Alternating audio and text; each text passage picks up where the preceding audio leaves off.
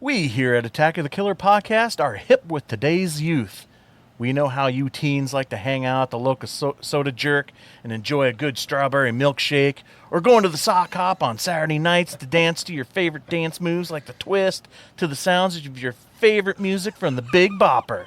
So who better to talk about teeny horror than us here at Attack of the Killer Podcast? Attention planet Earth and beyond. Stay tuned for Attack of the Killer Podcast.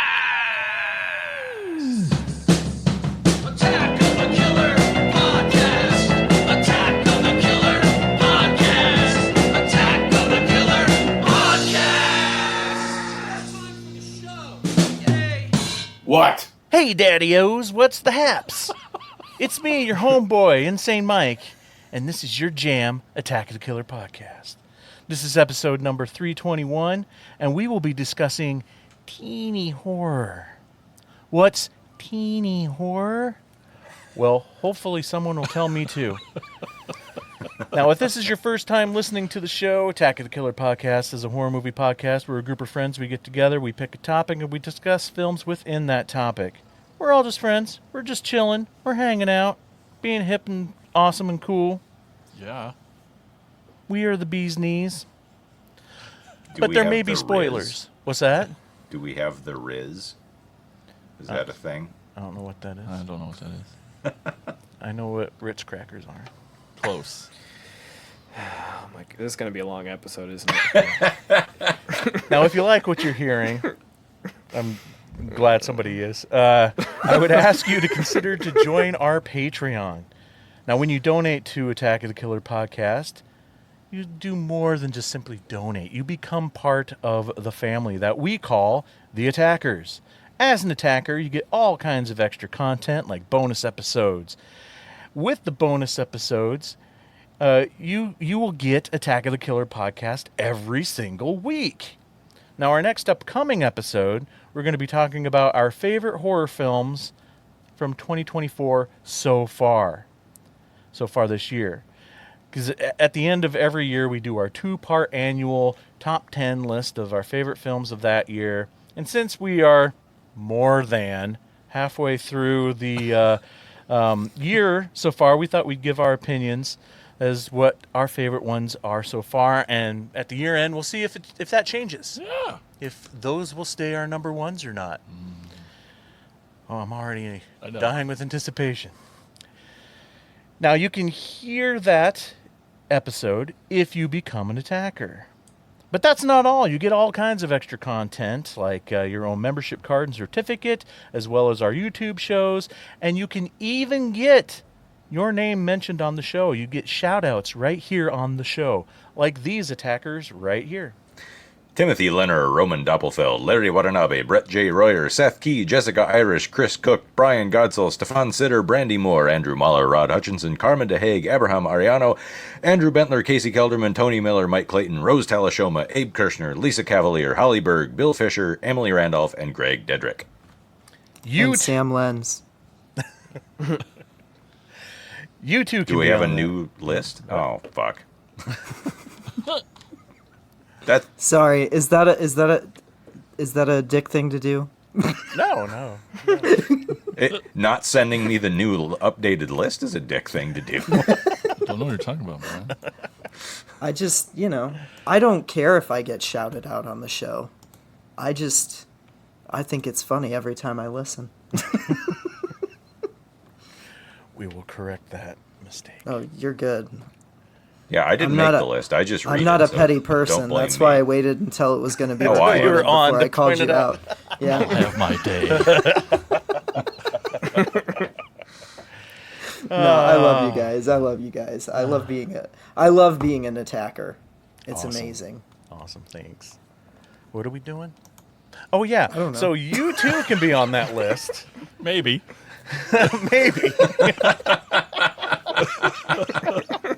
All you have to do is go to jointheattackers.com, pick the tier that best suits you, and get all the content that you desire. Again, that's jointheattackers.com. Oh, yeah. And now it's time to introduce you to the podcast crew. He graduated college on the hottest day of the year. He didn't mind, though, because he ended up with 100 degrees. Brian. I have 1 degree and it ain't worth shit. Hello, everybody. He went to college overseas. He got there on a scholarship. Tad. Hey guys, thanks for listening. He was very upset in high school track when he couldn't jump over the hurdles, but he eventually got over it. Jason. Oh, old kid Jason here. What's up? You want a high five? Yeah, Thanks for listening. And we have a very special guest. One half of Screams from the Basement, also an attacker. Everyone, please welcome Sam Lenz to the show. Hey! Thanks for having me, guys. Yeah, long time listener, first time guest. I love it. I love it. First time, but not the last time. Are you sure? After the 3 movies I picked out, I think Oh, that's Brian a good probably point. wants to kill me. That's a good point. I think Brian is I probably think you going to... should totally come to the Blob Show on Saturday. Oh my god, I would love to. Real talk, that's one of my favorite movies of all time. Awesome. I love it. Me too. I mean, I just more meant for fisticuffs, but So I can punch you in the face. Brian just has a list now. Yeah. I do, yeah. And I'm the number Basically, one. all of half the attackers are just gonna get kicked in the wiener by me the next time I see them. Maybe we should make that a Patreon bonus. It's a new tier, everybody. So, Sam, why don't you tell the listeners out there a little bit about yourself, your podcast, all that fun stuff? Yeah, I mean, I'm one half of Screams from the Basement with Casey Kelderman. I call him my life partner just so people are further confused about what our actual relationship is. But yeah, Casey and I, we kind of do everything together, including running ourselves ragged programming film events. We have 2 film fests back-to-back weekends coming up at the end of September. Morons. Yeah. You're telling us. Coming up the weekend of September 20th and 22nd, we have our the first ever Vermilion Vortex Film Festival that we're holding at the Coyote Twin in Vermilion, South Dakota. It's going to be pretty cool. We're playing Frogman at it. We've got Anthony Cousins coming in. We've got a South Dakota premiere of Andrew Keitlinger's new movie, Lost on a Mountain in Maine. And so that'll be a really big, fun weekend. And then we have about 4 days off. And then we do a screening with Doug Jones that Thursday. And that kicks off SuperCon and our SuperCon Film Festival. So we're busy. And beyond that, we have a couple of other appearances in the next few months, just, because spooky season is upon us. So why not add more? I love seeing all the stuff you guys are doing. It's awesome. Heck yeah. It's very awesome. Thanks. Welcome to the stupid club. Yeah. Of not being able to say no. I love the Mondays after they're done. Yep. Yeah. Yep. Those are the best days. And not that I don't love all of the whole process, but yeah, I mean, you guys get it. Yeah, so suck it, Garfield. Yeah.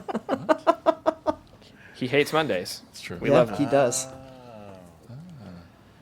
All right, well, speaking of Garfield, here's Tad with what we watched.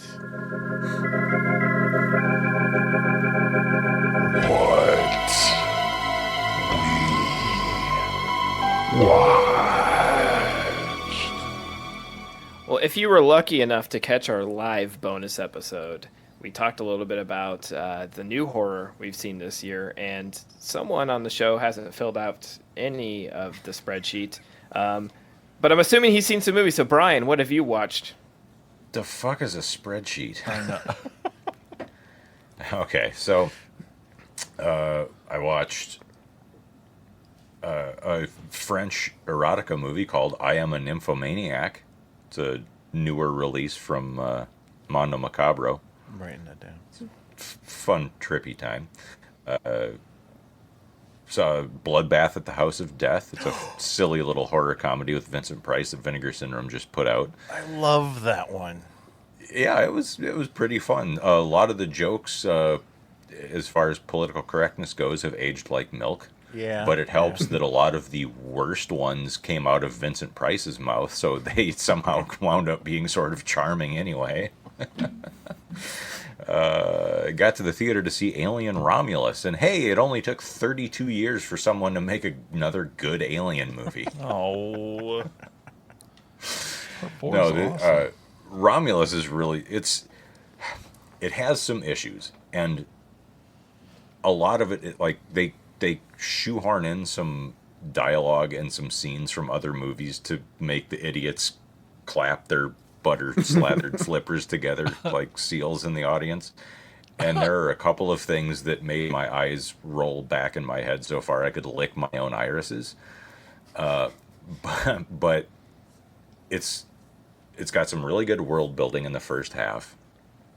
Almost all of the effects are practical. The full-blown rubber suit monster aliens. There's some CGI where there needs to be, but to do things that you just can't do with a suit. But any place they could possibly do practical effects, they do. There's miniature spaceships. There's even some fucking stop motion from Phil Tippett.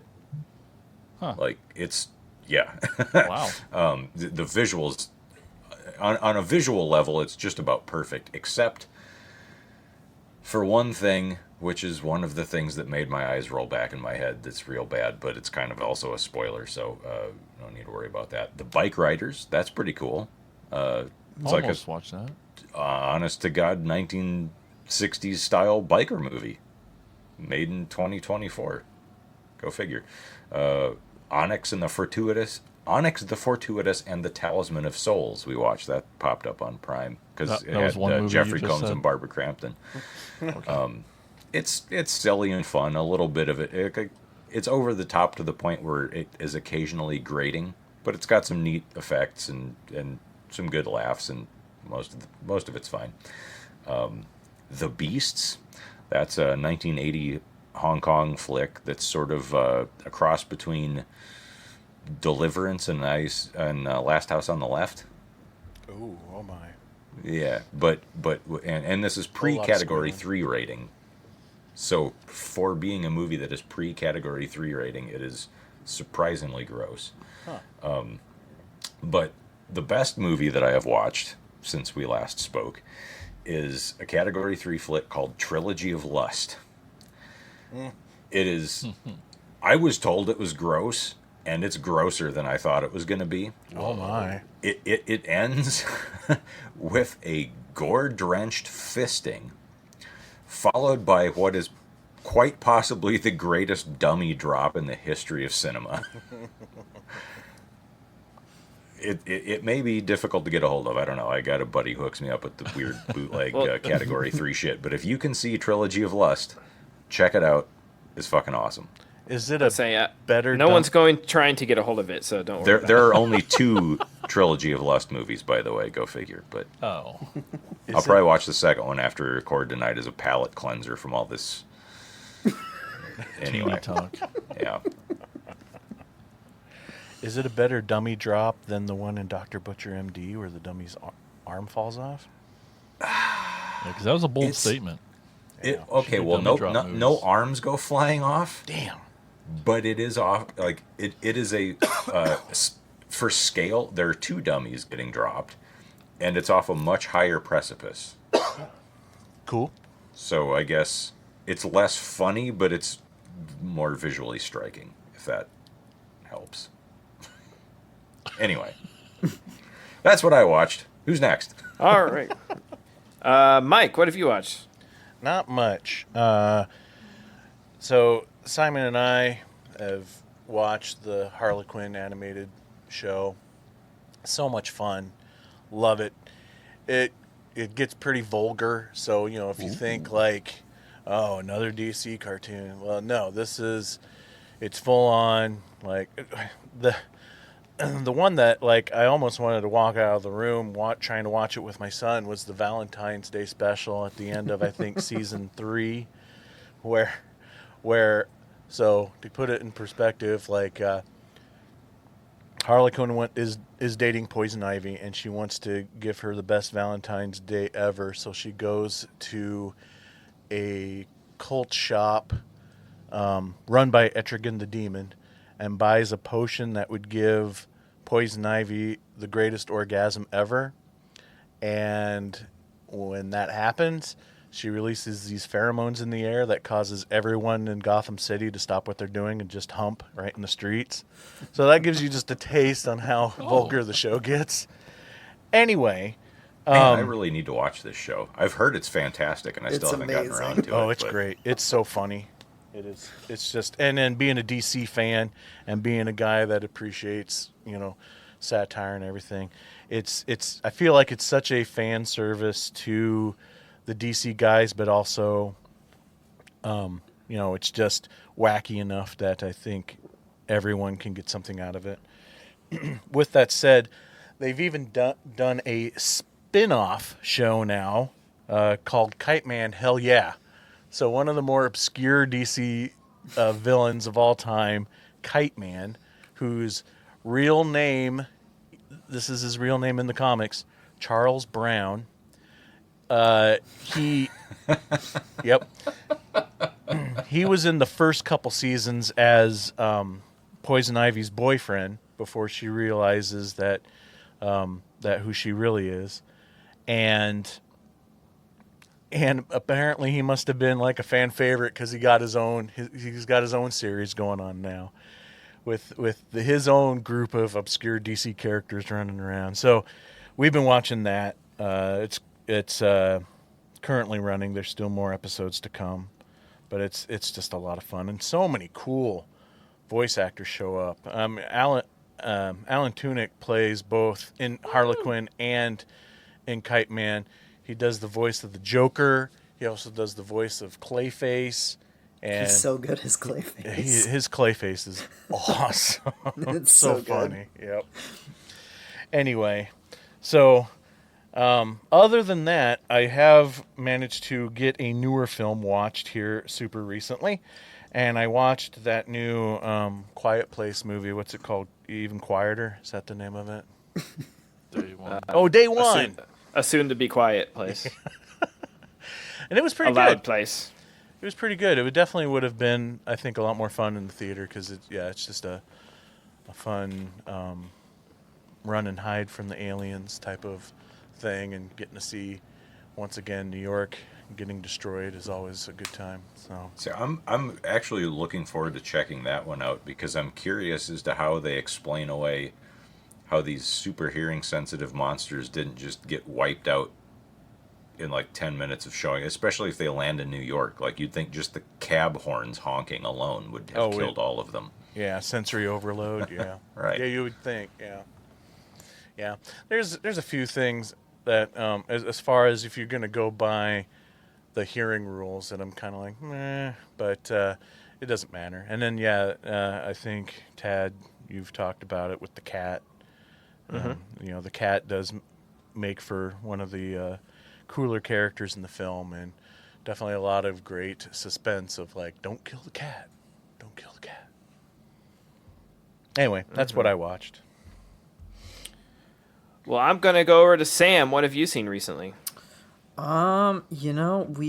just announced a Brink Stevens countdown episode that we're doing live at Little Con of Horrors. The weekend before our 2 film festivals. So 3. Why do we do this to ourselves? I don't know. But yeah, so I've been watching some Brink Stevens movies. The one that I really liked out of the batch that I've watched recently is a Teenage Exorcist. Yes. Yeah, very much like kind of just an exorcism parody with her, and like Eddie Deason is in it in the last half hour, and he's so funny in it. And Brink actually wrote the movie, so like it's just clearly like a labor of love, and she's just having a blast going from shy virginal co-ed to like demonic dominatrix by the end of it. And yeah. You know who probably my favorite character in that movie was? The sister's husband. Yeah, He was really funny. he was. Like, Really I thought he did a funny. great job, and I can't remember the actor's name, but he was also the male lead in Hollywood Chainsaw Hookers. Okay, And I really I've liked not him in seen that, too. Yeah, you should check that one out. Okay, okay. Good. It's Yeah. a great Linnea Quigley and Michelle Bauer flick. Oh, rad. Okay. So yeah, I watched Teenage Exorcist. I watched The Last Starfighter on the big screen. Cool. The State Theater was playing it. I had not watched it in a few years, and I'd never seen it on the big screen. And wow, yeah. People can talk all they want about the dated special effects, but The Last Starfighter is just, it's one of my favorite movies ever. I love that one. It's, I don't know, for me it kind of beats out the original Tron a little bit as like my nostalgic, this is what CGI used to be kind of pick, you know? But I'm also just a big fan of Lance Guest and Catherine Mary Stewart, and, you know, directed by Nick Castle, who also directed a ton of other movies from my childhood that I loved. So it's just, yeah, The Last Starfighter, amazing. And then this one surprised me. I watched the new Ghostbusters, Frozen Empire. I did not like Afterlife. I don't think the Ghostbusters needed a super reverent Force Awakens riff that CGI'd a dead actor back to life. And this has none of that. Frozen Empire is like very overstuffed and it's a little silly. It kind of plays like maybe too long of an episode of the real Ghostbusters, like the animated series. It's maybe a little long for what it is, but still under 2 hours. So I appreciated that. I felt the Blockbusters same can be way under about it. 2 hours. It felt like an episode of the cartoon, Yeah, which it I did. enjoyed. Yeah, it was just- CGIing a dead actor back to life by the Romulus spoilers. By the way, ugh. I've heard. It's dampened my excitement a little. It's just one of my big pet peeves. I don't like it. I think it's the worst part of an otherwise perfect movie in Rogue One. Yeah. I just, you know, it never works for me. I don't really like it, and yeah. So Afterlife wasn't my thing, but I And the liked stuff in Frozen Romulus Empire. looks worse than the Rogue One too. It's Oh, it's real does bad. it? Yeah, Oh, it's no. painful. Oof. It's such a Ugh. weird trend. Like, Yeah. that's a new trend. have Let's the bring back dead technology. people. Like, That's people can say what they will about David Gordon Green's Halloween trilogy, but that 1978 flashback in Kills is immaculate. I love how they brought Loomis back. I think that was incredible. Like I wish, Dr. Sleep. Actual actor, prosthetics, or and like that, Doctor Sleep. Yeah, exactly. Like- There are ways to still play on the nostalgia characters without just aping the likeness of a dead person who can't consent. I just Well, and I mean, their estate can consent, and I'm sure their family appreciated the paycheck. I don't begrudge them Right. that. But like Terry and I have been rewatching the X-Men movies lately, and we just recently watched the third one, where in the opening scenes you get a digitally de-aged Patrick Stewart and Ian McKellen. And Right. that, like, people shit on X-Men 3. The digital de-aging in that looks better than any of these digital like, how has the technology gotten worse in the last 20 years? It's just fucking ridiculous. it's because the definition has gotten higher. It Yeah, has to be maybe. more detailed now, and I don't think it. Yeah, like I just. Well, and that's the other thing. Budgets. Overworked VFX artists. That's Yeah. the other thing. But yeah. So color me surprised. I really liked Ghostbusters: Frozen Empire, and then it was just a lot of comfort watches. You know, The Blob, Hellraiser, The Fly from '86. You know, goopy '80s stuff. That's what I've been watching. Goopy. Hell yeah. I love it. Goopy. Speaking of Goopy, Jason, what have you watched? Yeah, well, you know, my list is so short. There isn't one. I didn't get to watch any movies since last Short and episode. goopy. Short and goopy, but except for one, and it's with this timeline thing. Maybe it was a month ago. I don't know. It seemed maybe forever. But I did watch Highway to Hell, Oh, yeah. We all did. which I think was the first time, but Ted says otherwise. Yeah, we watch it for the show. It's been on on an the show, episode. yeah. It's on my Letterboxd. It may have been, like you said, it may have been one that Just one of those I wasn't on or wasn't on or something because something. I had zero recollection, and that's not saying anything because I usually don't anyway. My retention's terrible, but true. but You zero. remember this? You'd remember Gilbert Gottfried as Adolf Hitler. Right? You would think so. But I watched that, and that's what I did. Yeah. I watched it. And that was great, wasn't it? No, I didn't like it at all. Damn it. Come on, the Stiller family. Yes, all of them. Yeah, that doesn't mean the movie was good. They were definitely in it, though. Good for them. I'm glad they got a job that day. Yeah, I'm sorry. Yeah, I didn't like it, but it was too weird and like the way it developed, and it was hard to get into. But The pacing in that one was odd, but Gilbert Gottfried can save anything. Yes. I don't think a scene can do a movie right. But hey, but I'm glad y'all liked it. Now, I don't have any nostalgia to it because I didn't see it back then or anything. Yeah. So it's just I can still, though, speaking of the nostalgia, I can still see that issue of Fangoria with Hellcop's face right on the cover. And, like, just dying with anticipation of seeing it because the pics that they had in the article were, like, they showed the Andy Warhol road crew and, like, I think a shot of Cleopatra, and you're just like, what the fuck is this movie? And you saw it, and you're like, "What the fuck is this movie?" That's what I thought. Yep. But hey, that's what I watched. Tad, what have you been watching? I too saw Alien Romulus in the theaters. I don't get to the theater as much as I used to, mostly because I hate people and my They're anxiety. always there. Yeah, my anxiety of being in the theater. I'm like anticipating someone to turn on their phone or anticipating them to talk, so I pay more attention to them, even if they're not doing it. But. Yep. Romulus was a lot of fun. I'm glad I saw it in theaters. It's a serious alien movie, which is great. It's not it has some fan service, but For not comedies. I don't know. I What just- am I missing? Did I don't miss know. something? It's just well, I'll say this. I watched it. We watched it in theaters. Really liked it. Went home, like flipped on the TV to YouTube TV. What's on? FX was showing Alien vs Predator. One of them. I don't remember which one.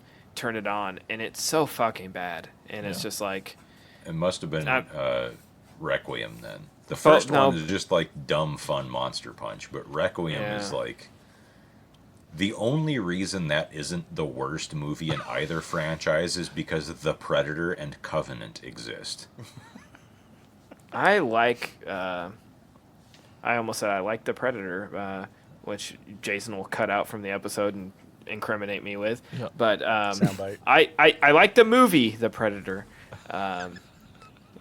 Covenant's Covenant's awful, and I'm glad that we've moved on from that, and it seems like this might have saved the franchise. So Something I really loved about Romulus that I forgot to mention before was that it tries to tie together the utter clusterfuck that the continuity in that series has become, and mostly succeeds.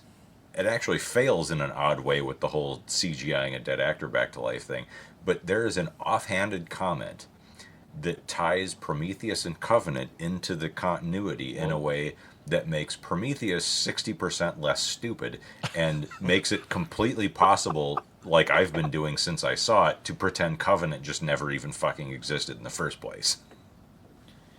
yeah, so if you haven't seen it, it is between Alien and Aliens. It takes place. Yep. Which Oh, awesome! I didn't know that. not I just learned that confusing today, at too. all for people. Doesn't really. um, Does it tell you that in the trailer? 'Cause I watched the trailer. But It doesn't in the trailer, yeah. No, That's but cool. in the first 5 minutes of the movie, it clues you into where it falls in Awesome. that thing. Also, Yeah. Kaylee Spaney hasn't aged since Pacific Rim Uprising. She still looks like she's 14 years old somehow. Well, relevant to this episode, right? Very true. What else did I watch? I watched a new horror movie called Stream. I saw that in the theater too. From the poor saps who did Terrifier 2 and 3. Apparently, they decided they were going to make another movie. I don't know, guys. You know how I feel about Terrifier, and I hated Terrifier 2 slightly less. So my expectations weren't too high. When they have been promoting this, it felt like the look of the killers is so awful. Just not my thing. They look like Spirit Halloween, like knockoff Purge masks. The story is this family who's failing to connect with each other, like a Hallmark movie type thing. Let's get away for a weekend and go to this random hotel we used to go to when we were younger, when the family, when everybody was kids. And of course, they get there and everything's bad. And this is like, Colby, I'm sorry, you called this like the Avengers of horror because there's so many cameos. Out on the show. I love Yeah, it. I am. Colby, your review, how much did they pay you for this? He called it like the Avengers of horror, and it has Bill Moseley, it has Danielle Harris, it has Dee Wallace, it has Daniel Roebuck. It has a who's who of like Texas Frightmare Weekend in it. But everybody's in it. Besides, Danielle Harris actually is, which is weird. She plays a mother in the movie, which she is a mother, but she plays like the mother of like a 20-year-old and a 12-year-old. So she's supposed to be like mom, and that's sort of weird. But other than that, like they hyped up that this is Tim Curry's big return to the big screen. We got Bill Moseley. We've got all these people in it, and then you watch it, and all of them have some of them, a good chunk of them, don't appear until like a mid or post credit scene, there's about a dozen of them. And some you don't see, so it's like, is he really in it? I don't know. It's way, God, I don't want to just like trash indie horror because I'm glad I saw it. Jeffrey Combs is in it, and he's fantastic. He's in it the most. I'd say anyone in the movie, Daniel Harris and Jeffrey Combs are like the main people you'd recognize. Tony Todd's in it for not very long. Again, David Howard Thornton, who plays Art the Clown, is in it, but he wears a mask so you don't see him. Bill Moseley, like I said. Terry Kaiser, I think, is supposed to be in it. I don't remember seeing him. Felissa Rose is in it. Don't remember seeing her. It feels like a lot of these, they're Shot like... at a con. Yes, exactly. It feels like they padded the IMDb to get them in. But, it was fine. The kills, if nothing else, I want to say something nice. The kills, as you expect, Damien Leone did the special effects, so the kills were all disgusting, gory, bloody, practical, over the top. But again, it's like, it was over 2 hours long, and I'm like, guys, this needs to be trimmed down. Like, Yeah. they Biggest just need critique to. of Terrifier 2. Yes, Same, yeah. and so I I love felt Terrifier like 2, but yeah, too long. it felt like need it an was the editor. same. Yeah, exactly what happened here, and they apparently shot this between like Terrifier 2 and 3, because they had it was a special thing in theaters for limited theaters. They did like an intro, which was pretty funny, and it was like stick around afterwards and see some trailers for upcoming stuff, and then they had like a whole reel of like behind the scenes Terrifier 3, behind the scenes of this movie, behind the scenes of whatever thing they're filming, and bloopers and this and that, and I'm just like so tired by the end. I just want to go home, guys. Sorry. But stream it. I don't know. It's playing very limited theaters. It played here 2 nights. I'm hearing that it might get extended in like bigger areas because they're doing like a grassroots thing and getting the fans out to see it multiple nights a week. And Did you say the story at all, or did you just start naming actors? I did. Okay, so I didn't want to spoil anything, but I won't. I'll try not to. But basically, that family goes to that hotel, and it turns out it sort of turns into like a Rob Zombie's 31 or a. Ew.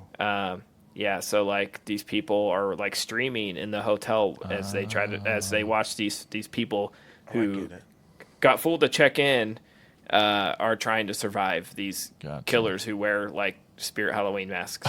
I'm not even joking, man. And Yeah, Okay. and Daniel Roebuck plays like a drunk asshole in the hotel, which is sort of funny.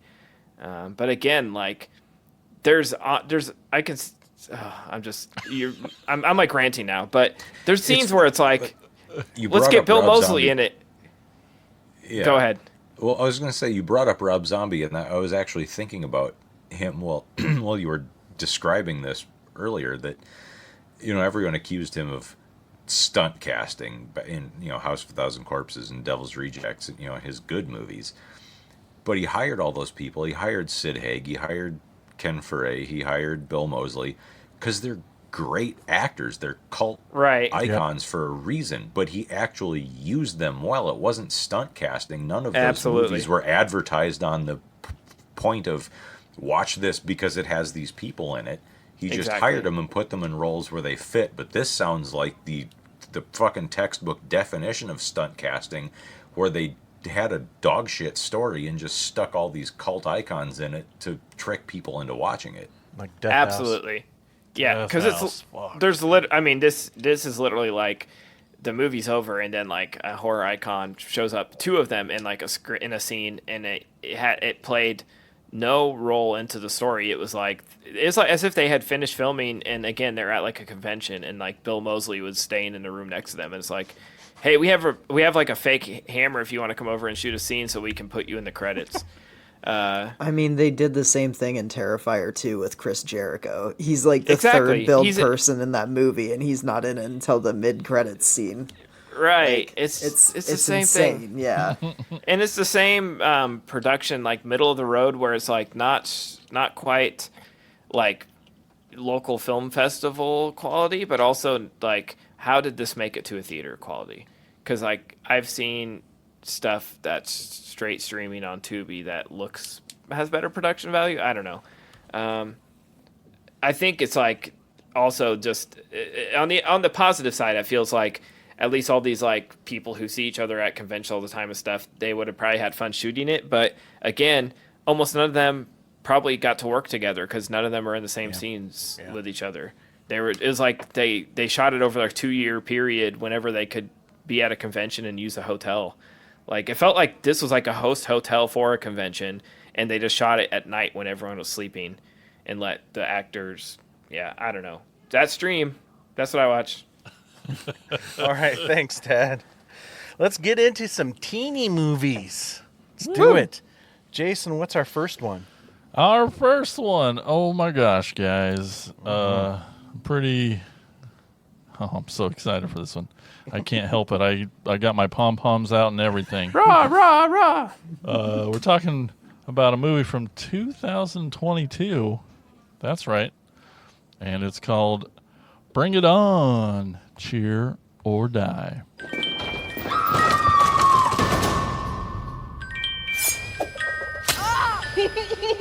Oh my god, we're so dead! Diablos. Bring it on! Somebody's trying to kill us! This is so messed up!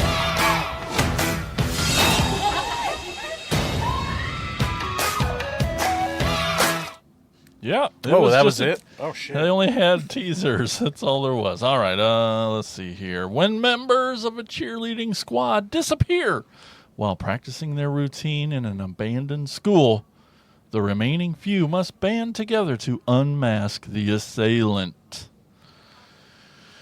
Directed by Karen Lamb. Story by Allison Faust. I have not seen, this is a shock probably, I've not seen any of the Bring It On movies. What? I know. Calm down. You haven't either. No, you had bull crap. You had girls. I've suffered through all of them. Hey. Suffered. Some of those sequels were bad, but that original's a classic. The original is actually pretty It's good. so good. It's good. But it's got Elijah Dushku, so Yeah. you can't And go who's wrong the other there. one? Who else is in it? Kristen Dunst. Dunst, yeah. Kirsten, Kristen Dunst, yeah. Kirsten. Yes. The first one is a good movie. Sure. I'm sure it is, guys. And it's probably better than this one. I feel like I'm Team Brian over here, and I just need to get out of the way because I did not. This movie was tough. It was It's like tough, like a sexy Unabomber. it was like the cheapest and like I did not enjoy myself. All right, how about you guys? Oh my god. Okay, so I would like to point out that this is the only one of these three that I had not watched prior to research for this episode. I had not seen this one. I was just morbidly curious. Written by Rebecca thank you for making us McKendry. suffer for your curiosity. So Mike's been doing it for years, so. I know, exactly. Tad will attest. I messaged him. I think I was probably about 20 minutes into the movie, and I was like, "Oh no, what have I done?" And I messaged Tad, and I'm like, "I see you've already logged this on Letterboxd, and I apologize." And Tad surprised me by saying, "I was pleasantly surprised by all three of these movies." So I know I have at least Tad on my side, or at least being somewhat nice. on my side. Yeah. He wanted you to But- come on the show first. But Bring It On, Cheer or Die, I feel like it got better after that first 20 minutes, and by the end, I was still like, this is stupid, but I'm having a good time. Yeah. That's how I feel too with these types of movies. Like, I grew up with an older sister. I've seen the Bring It On movies. I've watched, all of the My So-Called Life and different Yeah. teen shows. Like, it's not even a guilty pleasure, guys. Like, I love this. I grew up on MTV. This feels like that to me. I mean, they have to set up the story. Most of these actors are, at least on screen, are actually cheerleaders because they have to be, because they're doing They're the doing cheers those and shit. stunts, Right. So to They- me, they sometimes don't have getting to a be. They're actors. sometimes it's okay to step back and not take a movie so seriously. So to me, this is like, I'm not going to eat a steak every night. Sometimes I want to go to McDonald's and it's good. And it gives me a stomach ache, but it's still, I crave it and it's good and I don't feel bad about it. Give me the fucking large crispy Sprite too, because I'm okay with it. No guilt. I enjoy these. It's pretty people getting killed off one by one. It's the same exact formula we all love in slashers, but it's wrapped up in a pretty bow for a made-for-TV movie. And I think it's just like wild that we'll talk about this later too, is that like in the 7th installment of a cheerleading franchise, they said let's go the horror route. And again, we will talk about this on our next movie. And I love that. Like, Yep. How do you keep it fresh in the 7th entry? Let's make a horror one. And it's Flip the fun, genre guys. It's like, altogether, yeah. yeah, and it's to me, it's either like it's fun for me and Sam, or the horror fans hate it, and then the Bring It On fans hate it. So I don't know. I liked it. I'm not saying it's high art by any means. I wouldn't call it a good movie. But if I'm home on, like, it makes me think of when I was in like high school, and I would just be like, get home, lay on the couch, and flip on the TV and have something playing, but not really like getting into it. And then I would turn it on and I would get into it. That would be my thing. Was like, I'd turn it on 20 minutes in and it's on and I'm like, oh, this is stupid. And then an hour later, I'm like fully invested. So I thought it was fun. It's like, it's the same formula that we've all loved in slashers forever. Brian will have his moment. I'm just saying, get over it. It's okay. I just thought it was poorly made. I mean, it's just the transitions were terrible. Its cheapness came through on screen, where like all the cheer scenes were clearly shot in one day in one location over here, and they were just trying to fill time by showing all that. And then the worst thing of all, I thought, was just the acting. I thought the acting was atrocious, and I couldn't stand any of them, and that was my biggest problem, I guess. But Not even Missy Pyle? no, whoever that is. Surprise Missy Pyle Oh, I performance? hated her so much. Principal Sucked Simmons, the come on. worst. Yeah, she sucked, and then the whole ending. What is that even? She was dumb. Didn't. Yeah. So that's why I didn't want to talk. All right, keep going. Brian? Yeah, so yes, it is the same formula we all put up with in slasher movies. But with no gore, no nudity, no interesting kills. I hope everyone involved in this movie's car stalls on train tracks with a train barreling down on them. Thank you. Fuck this movie 1,000 times. Thank you. I'm done. Well, I liked it.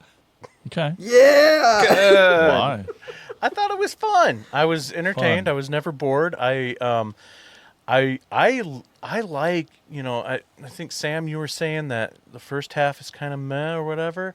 I Yeah. even like the first half Did you? because it sucks me into thinking, oh, I'm just watching another Bring It On movie. That whole first half just feels like another goddamn Bring It On movie, and then flips it with being a horror movie. I thought they did a good job with that. I'll get the complaint out of the way, and it's what Brian was saying too. Hold It's up like just 1 second. Jason, can you just take all of what he just said, edit out the part where he says it sucks, and the part where he says it's another goddamn Bring It On movie, and just make that be the only thing he says about this? I'll do my best. It's going on the box. The box art. The kills is the big disappointing part of it, and it's more than just like the fact that the kills are all off screen. It's like they're poorly edited kills off screen. It felt like this was an '80s horror movie that the MPAA made them strip down to nothing. So the kills are kind of, and I get it that they're going for the PG. They are purposely going for the PG-13 because they want that bring it on crowd. But just getting past that, I thought it was a lot of fun. I was into the characters. I don't care, Jason, what'd you say? I love Missy Pyle. I thought she was great. And I loved her coffee cup in the beginning of the movie. The student tears Student mug. tears. That was freaking hilarious. I want And that. her whole just like, no, whatever it is you people do. Like she doesn't know what cheerleaders are. Yep. I would have to say I was bummed because I thought she would show up in the third act and not just right there at the very end. But, they probably only could afford her for like a day or two tops, so I get it. I mean, she's the stinger right before the credits, so Yeah. we'll see her in Bring Her On, Cheer or Die again. I hope so. Yeah. Yeah. Brian and Jason are going to groan big time, but, I liked a lot of the characters, but my favorite was Mateo. Yes. I thought he was funny. Mateo was funny. And I think it was funny because, he's obviously the comic relief character, but as cookie cutter as this is as a slasher, I don't feel like his jokes were very cookie cutter. They weren't like the stuff I expected. When I laughed. Were chains on sale or something? Yes! That's the exact quote I was going to say. I wrote that one down because I was like, that is the funniest thing. I laughed out loud at that one. I thought it was really While Brian's sitting at his house, like face red, shaking, bald fist. There was a brief moment where I realized, oh, this knows it's camp, and Yeah. maybe we'll have some fun with that. Do they, or is And it then just none bad? of that was but none of that was fun either. Are you It's giving just it too much like, credit? I feel like. Go ahead. Me being remotely hopeful for 5 seconds was giving it too much credit. You're absolutely right. I felt like it was there because to me the funniest part and the most camp part and the like, oh, we know this is camp, is when they have to use cheer stunts to get out of situations. Yes. and they hilarious. did know it was camp, but it still sucked. There's a They didn't do stoner anything good with himbo. it. There's a stoner himbo cheerleader that is introduced by emerging from under a pile of cheer clothes and a billow of smoke. This movie way knows it's camp. One of the writers was Rebecca McKendry from Yeah. formerly Shockwaves. She knows horror in and out more than all Does of us. she? And I have Yes. very strong evidence to the contrary. I look at the director's filmography, and I don't think I really know any of these movies, but seeing all the like the posters for them or the thumbnails for them, they all look like it looks like almost all horror, and they all look way darker than this. So I'm just saying they knew what they were doing. I'm just saying. Yeah.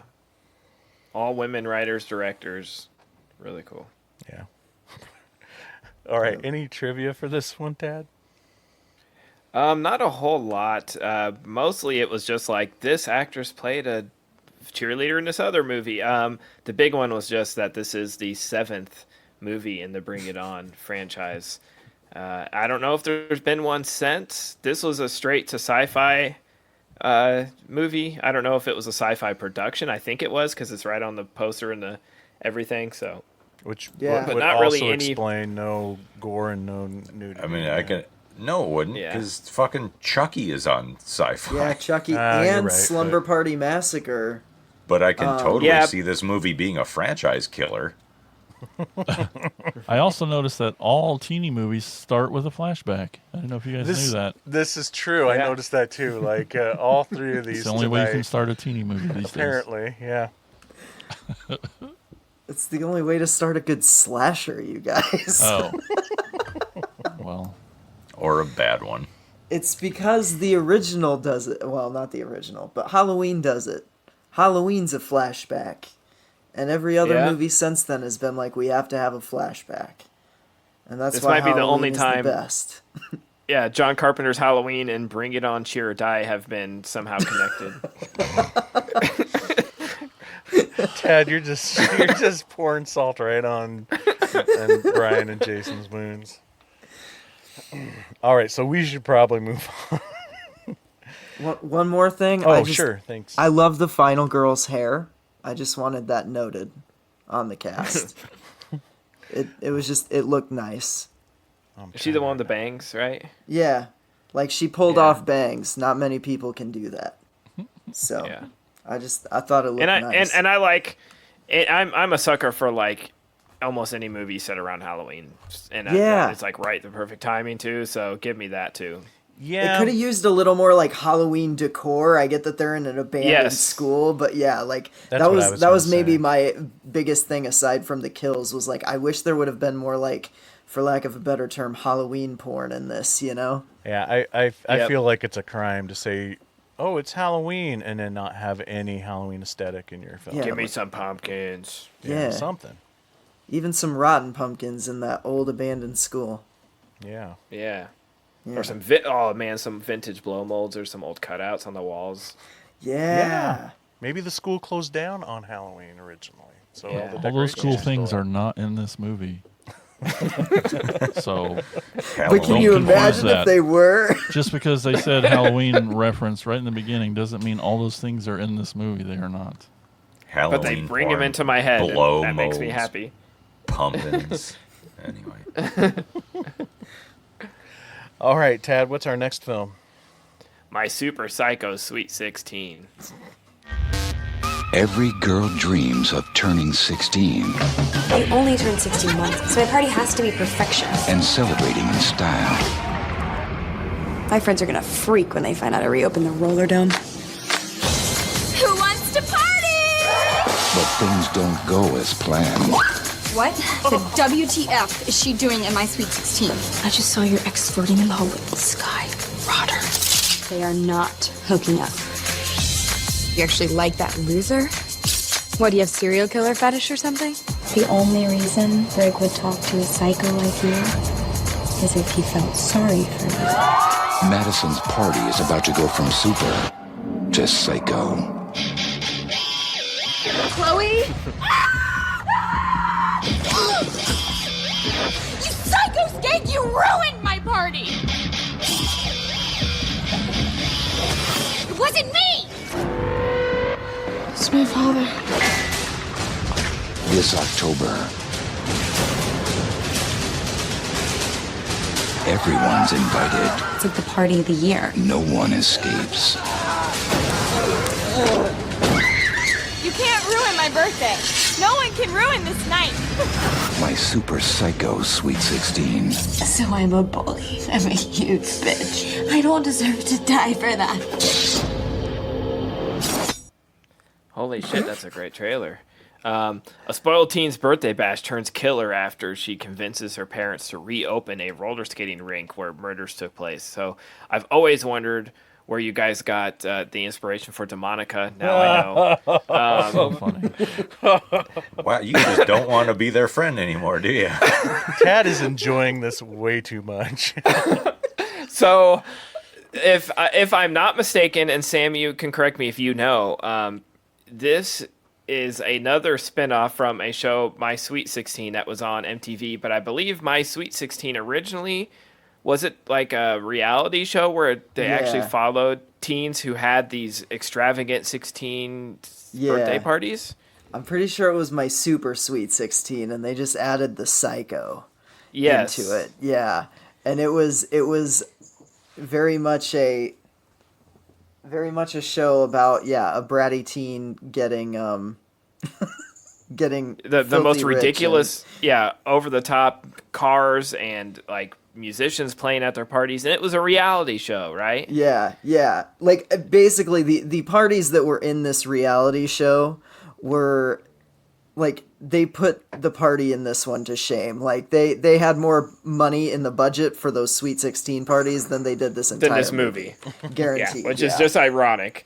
But man, again, something I grew up with on MTV were these My Super Sweet 16. You know, this was before Teen Mom was the thing, or Catfish.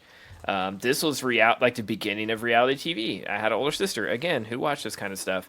And so the idea of making a scripted movie based on a reality show, a horror spin-off scripted movie, and like the throwbacks, again, it has a flashback scene where a kid dies, and then we go to the present, and it's another horror trope of, instead of an abandoned school that has the killer in it, it's the abandoned roller skating rink that has the killer in it with a lore. And I think we had something like that in like My Bloody Valentine and some of these other classics that are really great, and this is right up there with them. I'll give pause for the groans, but again, I think I might have seen this on TV. I mean, 2009, I would have been in college, but I think I remember this like coming out and being like, holy shit, they're doing a horror spinoff, and being really surprised. They aired this. This actually went to limited theaters before it premiered on MTV, and then it premiered uncut on MTV without, any of the gore, any of that stuff cut out, no commercials, which is just really cool. And then when they re-aired it on MTV, they censored quite a bit of the gore to get a TV-14 rating. Yeah. It definitely. It goes hard when you're watching the uncut version, but the fact that like there's a TV-14 version out there like makes me immediately think, oh, that's definitely a lesser cut of this movie, because so much of this movie is like, I don't know. I mean, you get. I'm just gonna say it. My favorite kill in this whole thing is the headless skater going into the sushi cake. It's amazing. Oh hell And Yes, like that was I awesome. just. To me, that's like the linchpin of the whole movie, and that's just like that I scene. want a fucking The first sushi cake too. right? They drug those slow motion shots back and forth so long, and the whole time you're thinking, oh, she's on skates, she's freaking out, she's just going to run into it. But then at the last second, a knife comes out and chops off her head, and it's like, oh, they kicked it up a notch. Nice.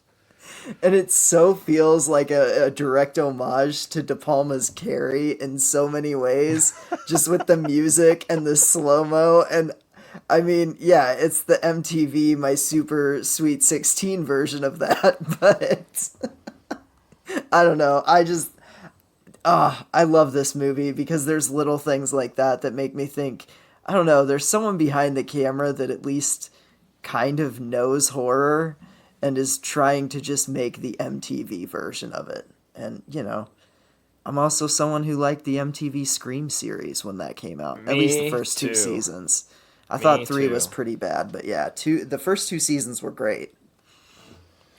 Well, I am with you guys. I like this one a lot too. It might be my favorite out of the 3, to be honest with you. Oh, wow. Yes. Yeah. I really. What? What? He's having a heart attack. It was just a minor apoplectic fit. Go on. All right, fine. I really like that actress who played the lead, and some of the choices that she made.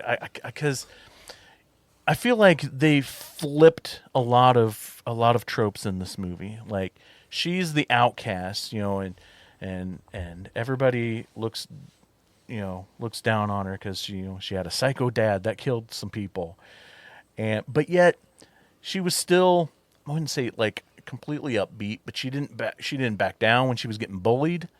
She dished it right back out. She was not afraid to like talk to any of the preppy kids. She wasn't just a helpless victim nerd character like you would normally see. And also with like flipping the script, I also really like how this is not a whodunit, guys. They tell you at the beginning, and it's him at the end. That I'm gonna spoil it because it's not really a spoiler because it's the dad. The whole time I'm expecting like, okay, there's gonna be a mystery character that pops out, or it's really the girl doing all this, or it's her friend that's doing it, or whatever. And no, it's just the dad. And I thought that actor, Alex Van, who plays the dad, the killer, I thought he was awesome. Like, he's got great killer eyes. Oh, yeah. Great killer eyes. Just in that opening flashback scene, even before he flipped and started killing those kids, I thought he had like this really kind of creepy Crispin Glover look to him. Yeah. I appreciated that this one had gore. Definitely had some gore, but I also appreciated some of the shots. I feel like for a movie that's based on an MTV reality TV show, I felt like there was really some care putting into the camera work on this. My favorite kill of this movie, just because of the aesthetic of the shot, is the girl that gets killed in the bathroom stall. Because she's in the stall, but the camera's outside the stall, and we're seeing that door swinging back and forth as he's like just going to town on her, and it's brutal, and it feels like even more brutal because we don't see it, but then we see it, then we don't see it, then we see it. Just that swinging door, I thought was like a really cool shot, and there's even like a nice choreographed long dolly shot that goes on when the bratty 16-year-old birthday girl is like running from the killer, and it tracks her. It's a pretty decent long shot for a movie of this caliber. I was really impressed with that.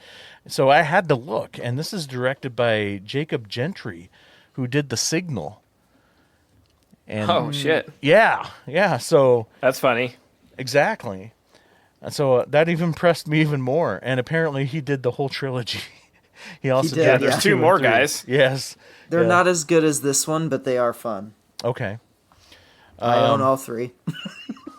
But yeah, I was into the characters. I dug them a lot. Like I was, I even had that moment of like, when the birthday girl, tries to be kissing on the love interest guy, and she sees it happen, and I'm like, no, it's not what you think, Yeah, she forced herself onto him. It's so Carrie in that way, like Sam said. Like, it's that typical, like, how's the weird girl getting the hot guy, and the hot guy actually starts falling for the weird girl once he gets to know her. I mean, it is an absolute trope of teen movies from that era. Yep. But it's like, to me, it's just like, I know what I'm getting, and I enjoy it. It's like, I don't know, it's comfort to me.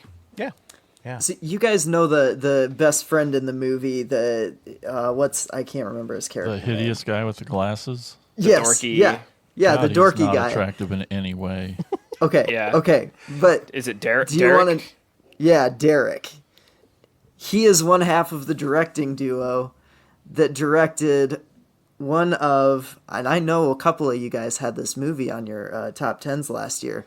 He was co-director of Wrath of Becky. No he shit. is. I just looked him up. Yeah, Yep. nice. That's crazy because Wrath of Becky fucking rules. He didn't direct this. This movie, on the other hand, Okay, so all the positives out of the way. Go ahead, Brian. so when I logged Bring It On, Cheer or Die on Letterboxd, I didn't give it any stars. I just logged that I'd watched it. I gave this one half a star because there was some gore. I fucking hated all the characters in this. Maybe more than the ones in Bring It On. Wow. Just because the characters in this one were so much more generic. I mean, the weird girl's always hotter than the hot girl. I'm tired of that trope pretending that isn't a real thing, at least for the people who watch these kinds of movies. None of us horror freaks who watch this kind of shit are going to want the cheerleader girl when the weird girl exists, right? Fair. But are they aware of that in this movie? It feels like maybe it's like almost making fun of the trope. No, I don't even know that they're aware that they were making a movie. Again, this was moderately better than Bring It On, Cheer or Die. I was less angry that I had to spend an hour and a half watching this than I did Bring It On, Cheer or Die. Because there was gore, and there were at least some competent acting performances. But the characters all sucked. I hope they all died, and they did, mostly. Stall on a train track. We know. No. I wanted the people involved in making Cheer or Die. Gotcha. I bear... I don't want to say no ill will, but less ill will toward the people who made this movie. He wants them on the train track, but be able to jump off. But at the last if they second. get away, I'm not going to be quite as upset. He wants them hurt, not dead. Okay, like the tail end of the Yeah, car. if that just like rolls over and chops off one of their feet, that's fine. So good enough. just so they can I live have to a make better life choices. Yeah. Because the nerdy guy in this went on to co-direct Wrath of Becky, which is fucking great. So there you go. I have a theory about this, Brian. I have a theory. Is your theory that I'm a cranky old asshole who doesn't like these things? I mean, that's part of the theory, I suppose. But That's no theory. I've been just stalking. I've been stalking all of you guys on Letterboxd before this episode even happened because, like, I needed to know what I was walking into because I figured it might be a bloodbath. I thought you listened to the show. Didn't you know this was going to be a bloodbath? Oh, yeah. Well, and I also, listened to the show. So, So, all of these movies are 90 minutes or less. Okay, not quite. Bring It On, Cheer or Die is technically 91 minutes, but the last minute of that is credits that I'm sure you turned off. Oh, before. I was done. The second the screen went black, I was like, nope, click. Yeah. So the other two clock in at Slumber Party Massacre is 86 minutes, and My Super Psycho Sweet 16 is 84 minutes. So I think that just goes to show you that the power of editing, like just taking 6 minutes out of your movie, can be the difference between 0 stars and half a star. Yeah. A big jump up to the half star. Well, yes. Well, you might be surprised in round 3 here tonight, but we'll see. Well, we've seen your rating. Yeah, we all stalk you on Letterboxd. Muzzic's like, he's watching what when we're not recording? right. Jason, you haven't said anything. I'm Team Brian. Shocker. Oh man. This one also. This wow. one. So I'm sorry, but if anything good comes out of this episode, it's putting me and you on the same fucking side through the whole goddamn episode. Yeah. That's never happened before.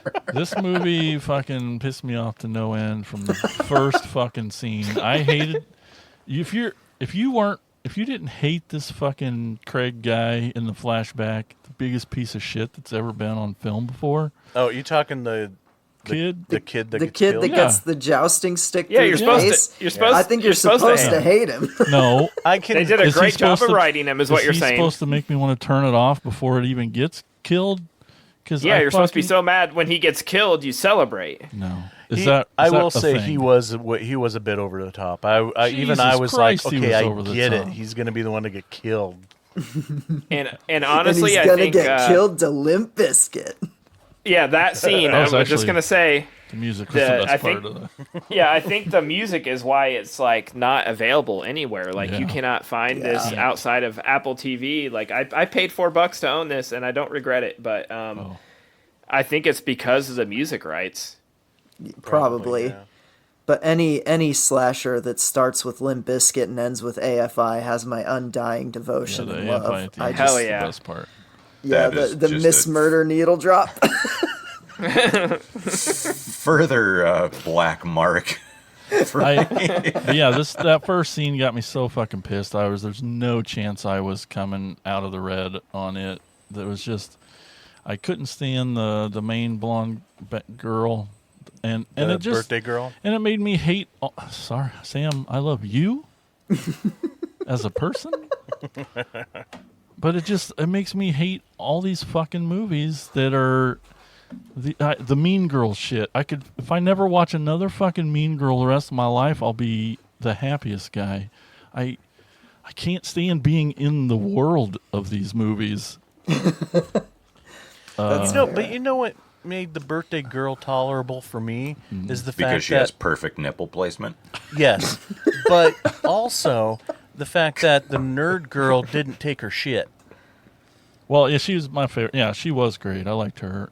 And then it just screamed of MTV. It felt sure there was gore, but it still felt like a neutered horror movie. It was like these shots of these girls are just. We got like 30 seconds of looking over there mysteriously, pondering for just forever. Damn, I was going for pensive. Yeah, see, and like I'm just like fucking get to the next shot, something. I'm like, you're pretty cool, and like yep. It's because of this movie I had to move my rating down. I moved my rating on Cheer or Die down twice because I started too high. I started too high on it. So because of this one, I had to move it down because I hated it even more than this one. And then not a fan. Sorry guys, I love you, Sam. It's all love, man. I noticed the star rating went Yep. down. Yeah. And I assumed that was I've been in the same position. Look, Casey makes me watch some garbage movies sometimes, okay? Oh, you have a mic too. Cool. Yeah. So I was gonna say, we'll have both. you back when Mike and I get to program an episode. I love all you guys.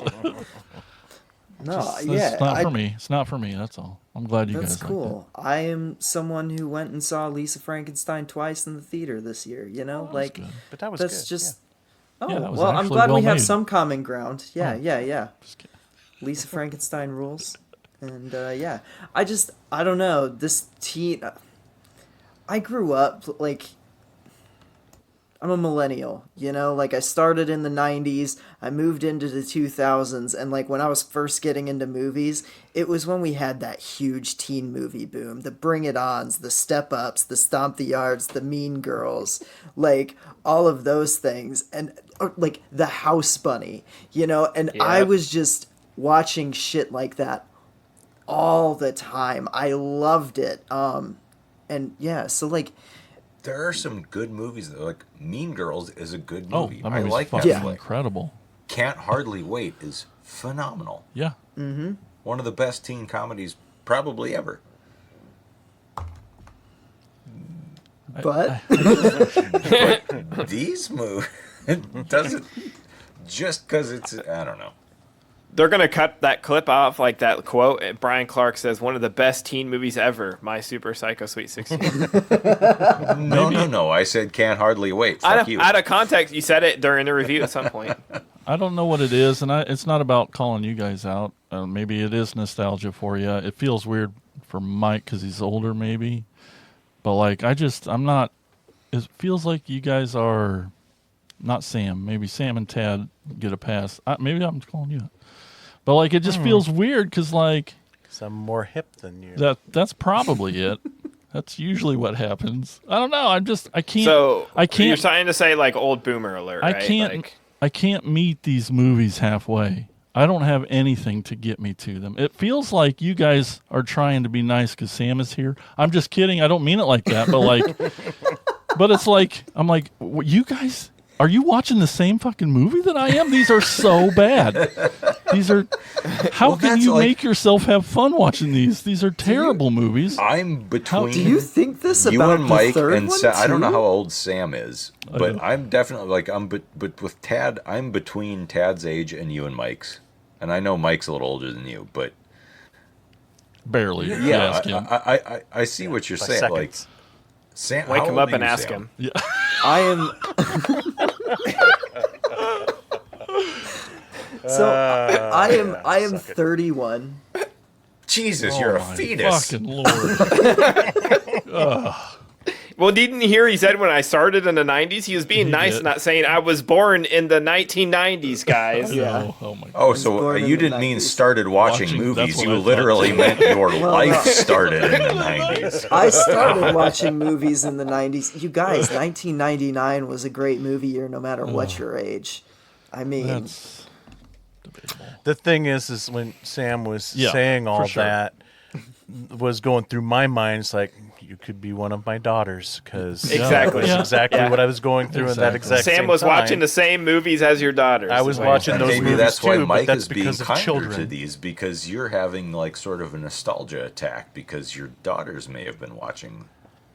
To me, it felt like these movies were like taking the pain of watching those movies with my daughters and quite literally stabbing them. Yeah. These almost felt like satires to me of those movies. Well, and imagine they kind like of are, yeah.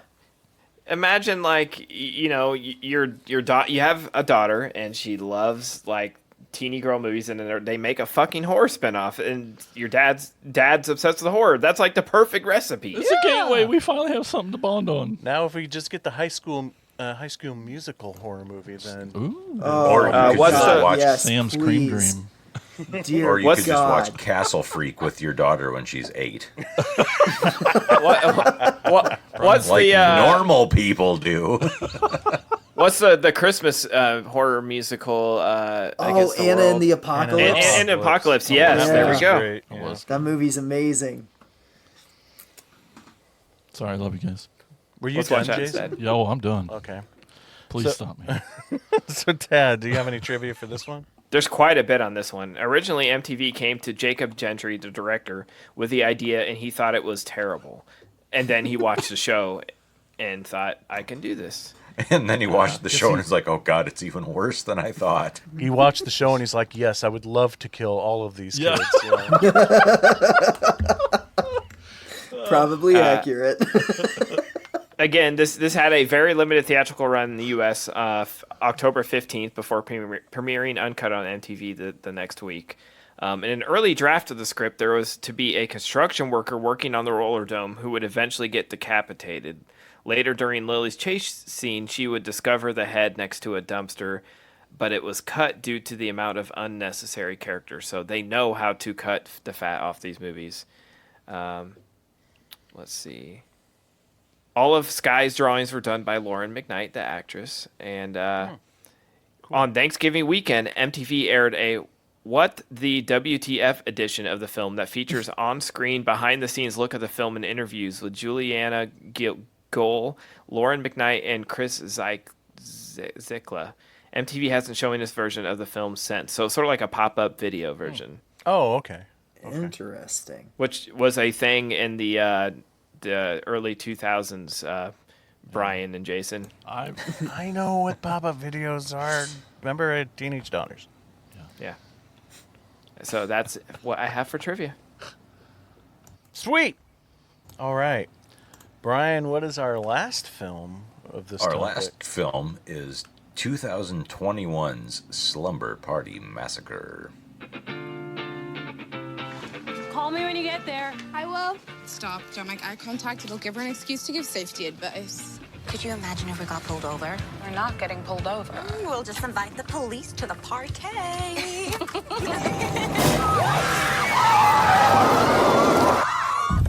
think you have a leak in your radiator. Our car is giving us issues, and we need a place to stay for the night. Oh, you don't want to stay here? We don't really have a choice. Well, guess it's time to start the slumber party!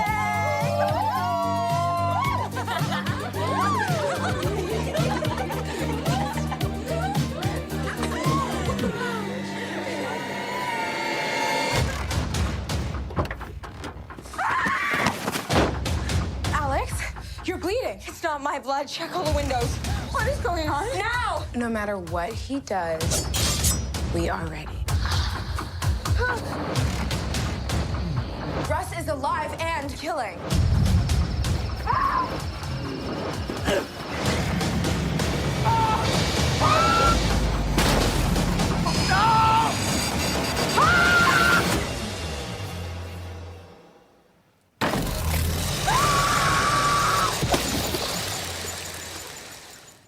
Oh, is that the end of the... Okay. Yes. It's a weird trailer. Anyway, so Trish Devereaux is the only survivor of an attack by the driller killer back in the 80s. Fast forward to present day, her daughter Dana and her friends are going back to the same cabin where that attack happened to recreate the evening, to lure the killer in, to get revenge.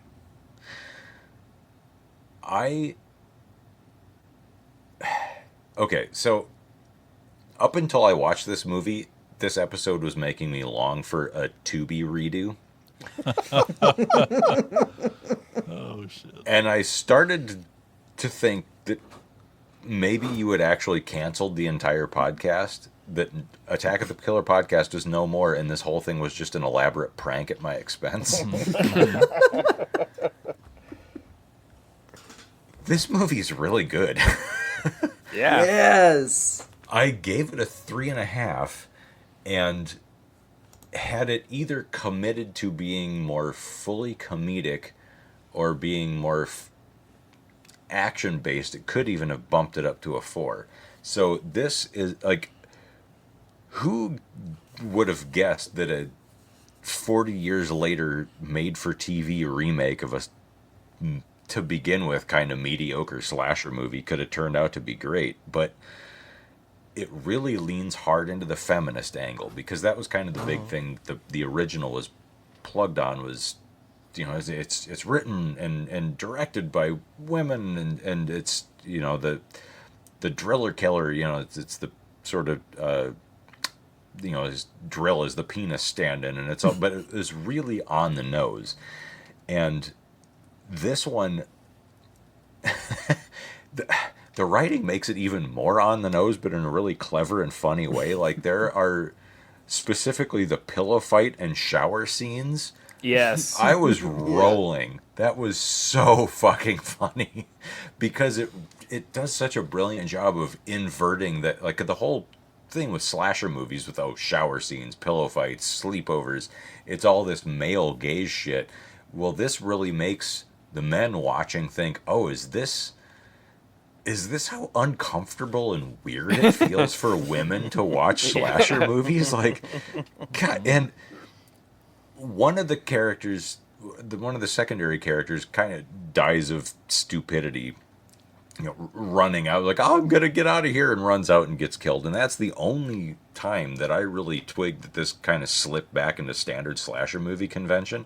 And even at the end, it's the battle of the maternal instincts, where after the driller killer is defeated, and we find out, you know, he's got help, and it's his mom. It's the mom of the killer versus the mom of the final girl.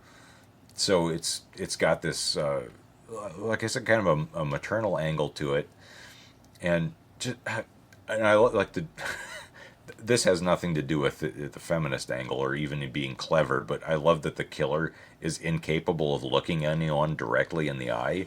He has to like turn his head to the side and then angle his eyeball, like, and it becomes more and more ridiculous as the movie goes on. So I mean, that was a little silly, and that's kind of what I mean about whether it wants to lean more into the comedy or whether it wants to lean into just being a really smart slasher movie. And it does both pretty well, but I feel like it would have been stronger if it had just picked a lane and done that one thing excellently, if that makes sense. So that's what keeps it getting like a super high rating for me.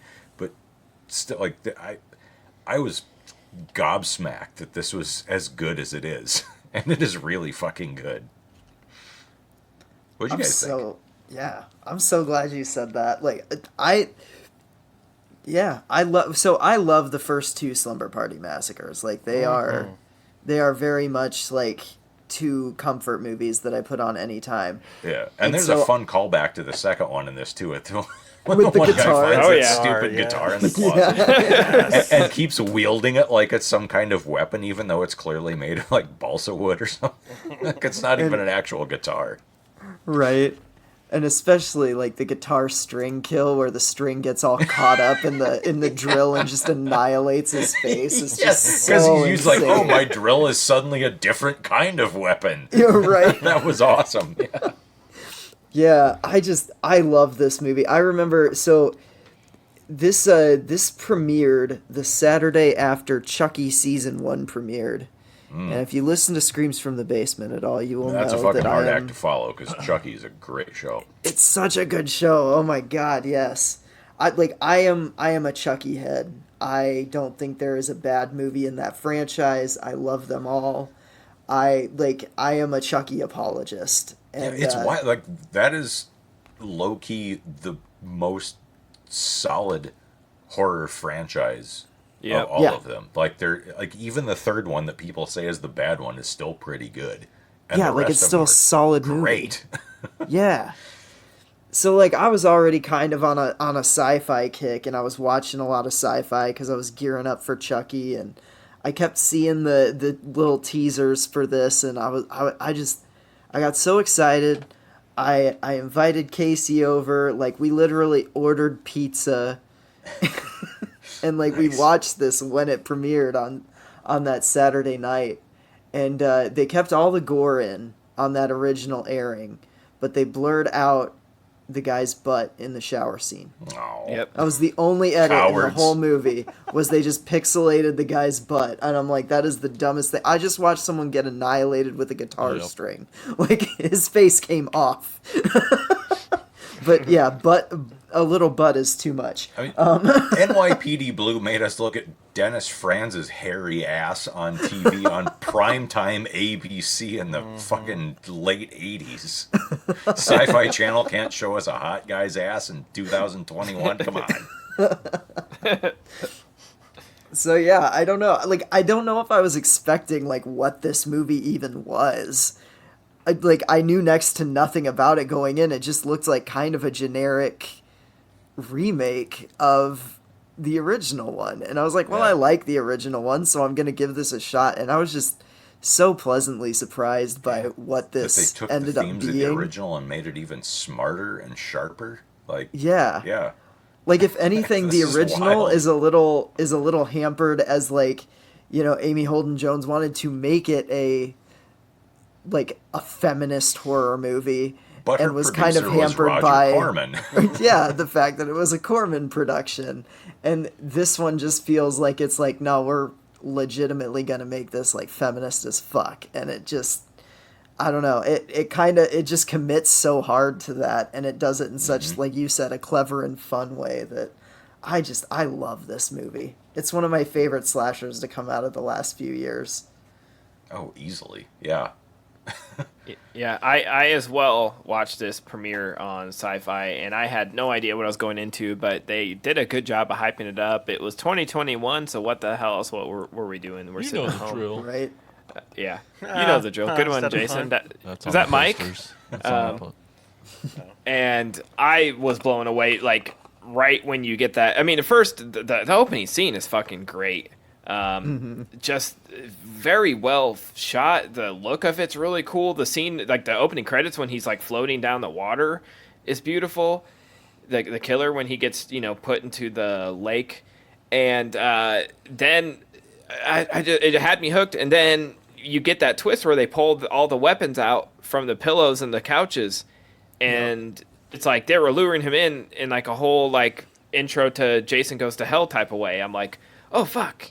And then, the way they flip everything throughout the movie, I was telling, I think I remember telling everybody in like the chats and stuff, I'm like messaging people, I'm like, are you watching this? And people are like, a Sci-Fi Channel remake of Slumber Party Massacre. Yeah, like that sucks. I'm like, it doesn't suck.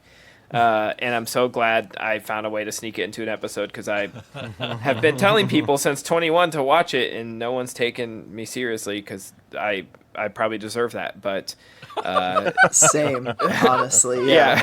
But this is so much fun. It's so cool. Like, and if it's great on its own, but if you're a fan of the original movies and watch it, this is, in the same vein. We watched 2 movies that were based on original, like, this is based on an original slasher movie, so it's not quite the same as like a teen thing or whatever, but it's like a different take on an original property. It's just such a clever fucking way to do it. So smart. It's so smartly done.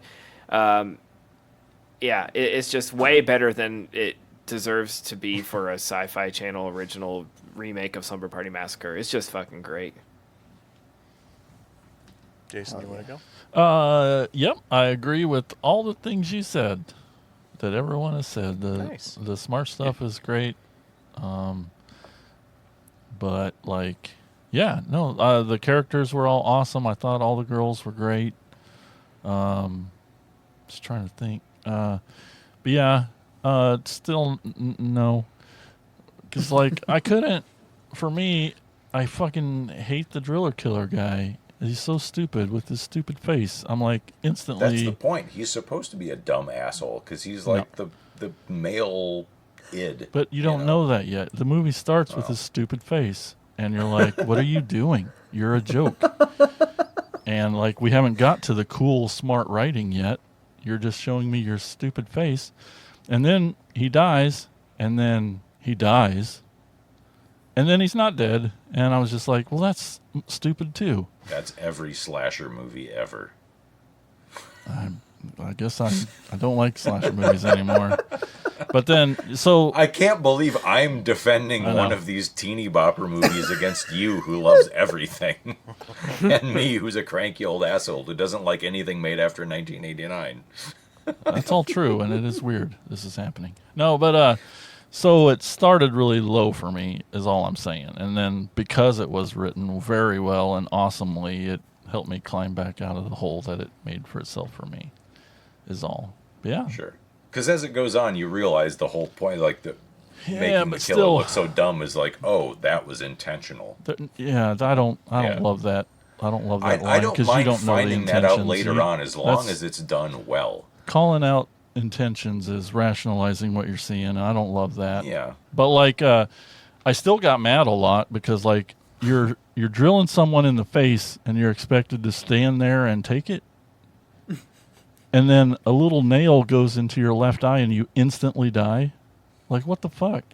Well, like the one, I felt like some of them are, and maybe this goes back to what Brian was saying, like committing to the full comedy aspect of it, is that it's like a tongue-in-cheek parody of a slasher where, the characters in dumb fucking 80s slashers stand there and take it, or they trip and fall. All the girls are always running and tripping and falling over everything.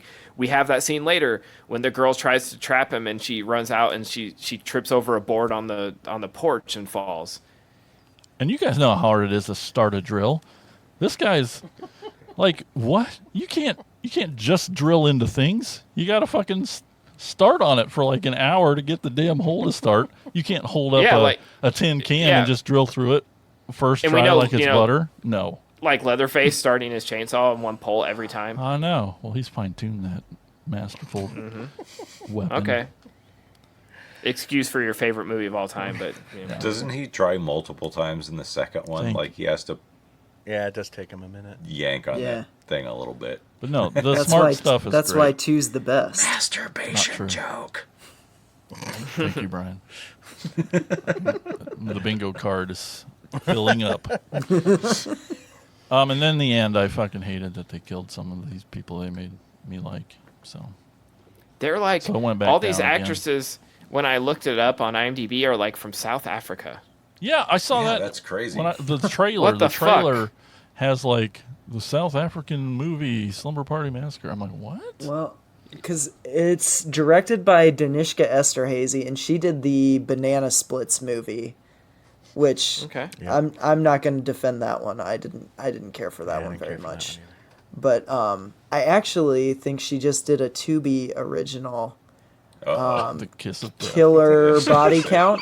Yeah, Killer Body Count. That's cool.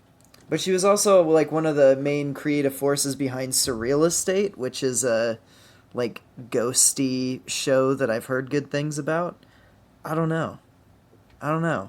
And I think she's from like, oh, maybe she's just Canadian. Never mind. I had a theory. like so. It didn't pay off. No, like it's just and yeah. I South don't know. African filmmakers aren't. That's not necessarily the kiss of death. It's Neil Blomkamp. Yeah. Yeah. Like that dude's golden. So yeah, I like this one a lot too. With you guys on all of it, I feel like it definitely has enough tribute to the originals, to the original films, and so yeah, Jason, if you think the killer's dumb face is dumb, then maybe not go back and we'll rewatch the first one, because I thought they emulated that killer perfectly. Like I almost had to like stop and rewatch the first one just to make sure it wasn't the same guy, because I thought his performance was just spot on with the original killer. But yeah, I thought the same thing too. I had to look it up when I watched it. Yeah. Just a lot of great tributes to the films in the series. You guys already mentioned the guitar from part 2, but there's that dead body in the freezer that they're oblivious to, which reminded me so much of the dead body in the refrigerator in the first film. Yep. Chopping the drill bit, but basically cutting off his penis. Which they did in the first film. And there's even the shot of the original poster they do in this movie, where the shots between his legs and you see the drill hanging down and the girl in the background of the shot. Yep. Yeah, and I just love that flip of those girls where it's that's why they were there. That is the thing that makes this movie, and I can't wait to go back and rewatch it and see if I can pick up on some things, some like little hints, or maybe I'm going to hear their dialogue in a different way in the first half, because even in the trailer there, when they're in the car and I can't remember what the line was, but I'm like, oh, that's in a different context now that I know what happens in the second half of the movie. So that was really cool, and yeah, just hilarious. That's just all of a sudden they're just pulling all these weapons out from behind pillows and couch cushions and shit. Yeah, definitely a fan. Really love this one. So happy to finally get to see it. Yeah, I wish someone would have told us about it before. That'd have been great. Shut up. Do you guys remember me talking about this one? Oh, I do, because I was so excited to see it. But I think at the time it was streaming somewhere, and then by the time I finally got off my ass to watch it, it was gone. And it was like impossible to find for a while. Yeah.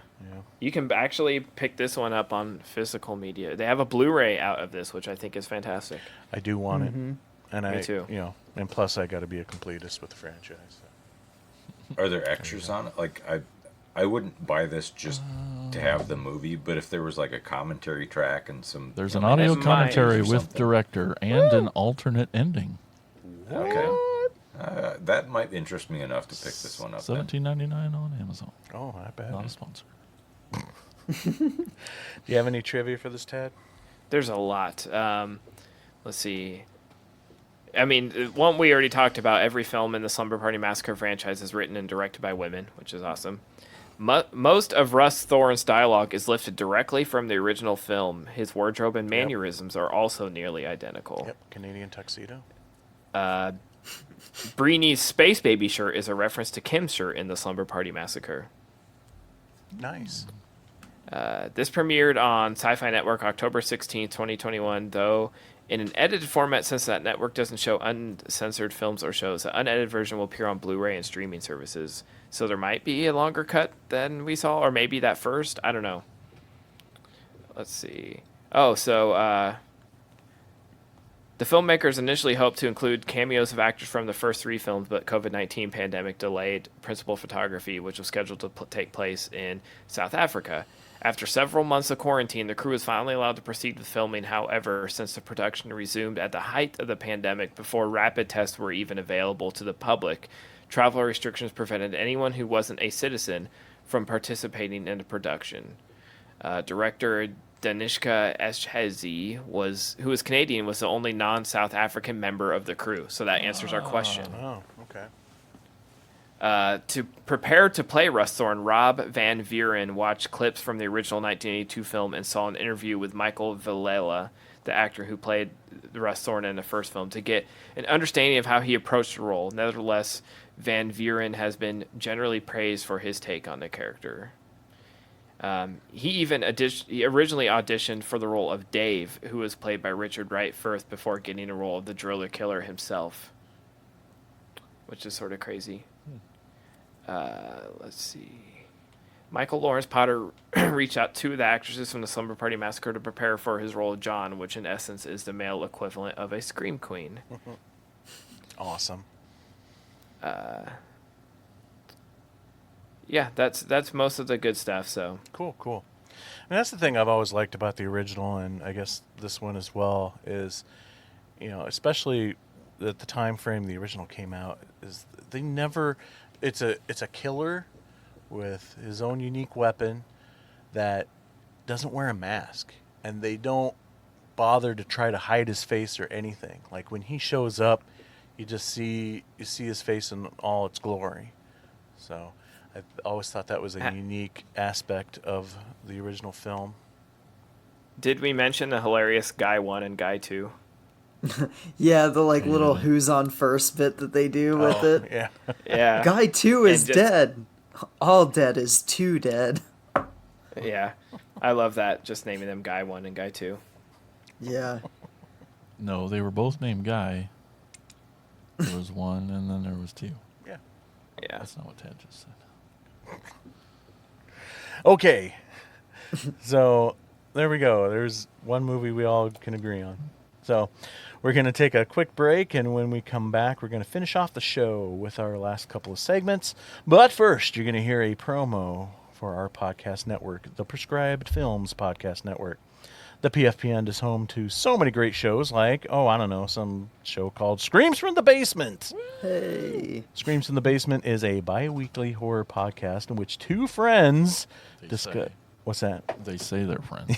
Discuss all things horror, including new, recent watches, horror collectibles, and more.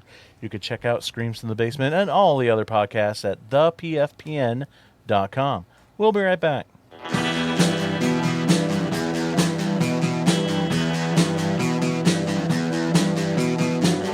You're listening to the Prescribed Films Podcast Network, home to hundreds of hours of free podcast entertainment. The shows on this network all have a common goal, providing you with the best discussions about movies and other forms of entertainment media. The PFPN hopes to fill your earholes with audio joy. Visit our website with links to all the other amazing shows at www.thepfpn.com. Thanks for listening.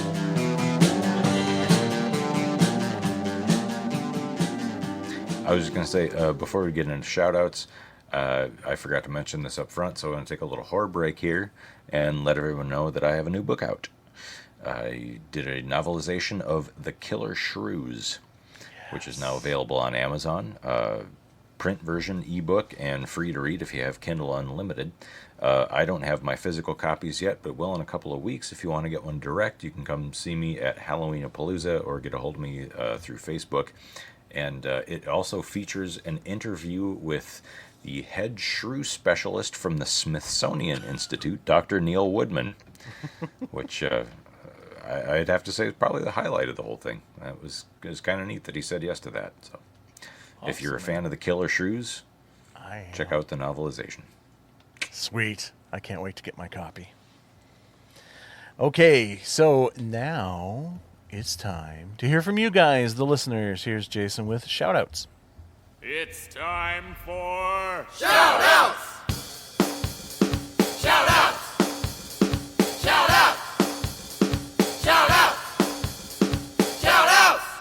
All right, we asked, what are your favorite teeny horror movies or horror spin-offs of teeny franchises? Man, you're right, Ted. That is hard to explain what the heck this thing show's about. And we got a couple responses here. We got, that Casey Kilderman guy, Attacker Casey, says, The Babysitter or Final Girls, two of the best modern teen slashers. Absolutely. I think we all agree on that. And then lastly, we got Tim Lennerer. He says, The Gate, an excellent entry-level horror film that also has those oddly cute small demon creatures. So it's a teen-y movie with teen-y monsters. I see what you did. Yeah, that's good stuff. That's good stuff. Guys. What? The voicemail machine almost exploded today. What? Why are you guys so... Was it trying to commit suicide? Guys, this is maybe the new best part of the whole show. Is it? Is it? You'll find out. Let me push that button. Hello, everyone, and welcome to this episode of Elevated Horror. I am your host, Attacker Brian, the 18th, with my co-host, Roderick, the 20th. And on this episode, we speak about Attack of the Killer podcast and their teen horror episode. And when we talk about teen horror, Roderick, are we talking about movies that are gateways into horror for children? Not necessarily. Sometimes it's just movies with children in it. Oh, so like teenagers, young adults. Yes. That are living life and trying to find joy and happiness and grow into adulthood. And when I think of those films, a film that comes to mind is when I've partaked in a theater recently in Davenport, Iowa. It's a beautiful facility. They have great cup holders, and the film is called I Saw the TV Glow. It's about a young man who's having some issues with his sexuality, and he befriends another person, and they fall in love with the show. But you don't know what's real and what's not. And it's kind of like growing up as a child. In life, sometimes you don't know where it's going to take you. What about you? Do you have any films that you'd like to discuss, Roderick? Well, Brian, I love to bring up Bloodfest, about a young boy who just wants to go to an amusement park and finds that it's more than just a made-up story. It is reality.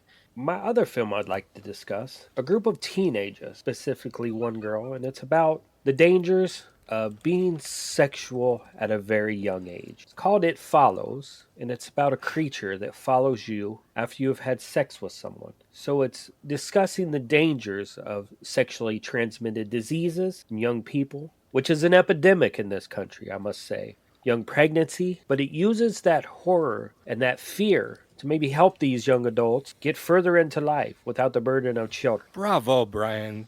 Great pick. What is your next film, Roderick? Mine is the classic 1980s, The Burning, about a summer camp, about children going on canoe trip and meeting a man who's a little angry at them. And I think The Burning shows what can happen when young children play pranks and they go wrong, and that you need to be, even as a young person, responsible for your actions and not take life for granted. Because yes, Mr. Cropsey, the caretaker of the cabins at this facility for young children, or just wanting to go have a fun time away in the summer, is horribly disfigured and tries to take out revenge. And it just becomes a very sad story because a lot of people lose their lives over a childish prank. It's also a lesson in not drinking so much alcohol and spirits. Yeah, and don't keep it next to your bed. Never. That's a terrible Keep it in lesson. the kitchen. Put out your candle. My third film It's called Strange Behavior. And it's important because this is about the young children of Galesburg, Illinois, and how their need for money or their want for money leads them down a very bad path with some very bad people, and how it's a tragic turn of events because they're drugged and they commit murders and crime. And it just turns into very, very sad time for the people of Galesburg, Illinois, especially the young children who have lost their lives. So again, money is not everything. It will not bring you happiness. It will not get you to adulthood, but it will help you pay your bills. My final pick is the movie Christine, about a vehicle that possesses a young man who just wants to fit in and become the popular kid, only to find out that the car requires him to take lives. So just a young man who wants to fit in, he's bullied, he just wants to be a part of something. And the car gives it all to him. And takes it all away. And takes it away, all as a snap with a finger. I think on this episode, hopefully you've learned that just be yourself, try to be happy, don't want for everything that this world has to offer. Work hard, be a good friend, be kind, and good things will come to you. Cheerio, dear boy. Have a good day, everyone, and come back for next episode where Roderick and I will discuss more film. Good day. Bye. Wow, thanks, guys. I didn't know you were going to invite me onto 2 different podcasts. I know. Maybe the worst accents I've ever heard. Are those the worst? What is Brian doing? What accent? Where are they supposed to be from? There were several different accents going on there. I will say, though, some solid picks in that very long voicemail. I'm surprised that Casey, going back to Casey's comment, I'm surprised he even commented on anything. His exact words to me when he found out that I was doing this episode were, "Oh, thank God I don't have to watch those." I've been wondering this whole episode where your compatriot was, but apparently he was wise enough to bail out of this. We're in this is a rare solo appearance. I don't feel like we do many of these. Well, full disclosure, I haven't listened to your show yet, but during the break, I was looking you up on Spotify and gave you a follow so I can check some out at work next week. And I was really excited to see that you guys just interviewed C. Courtney Joyner. Yeah. That was a good conversation, too. Did you just, email him and say, hey, can we do an interview? How did that come about? Because, he's done some great stuff.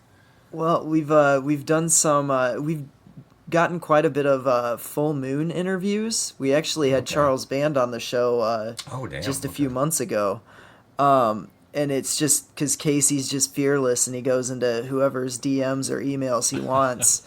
And that's how you get that stuff. I got to interview John Carpenter for Scream Magazine last year, and it was the same thing. I was just I emailed his publicity guy and said, hey, can we do this? And they were like, whatever. People how do you get to talk to these people? The answer is 99% of the time I asked, and they said yes. There's no more elaborate reason than that. Yep. Yeah, it's crazy. So that C. Courtney Joyner episode, that one was fun. That was, he's got some stories, and he's just so knowledgeable about cinema history. And For sure. Yeah, I'm excited to listen to that one.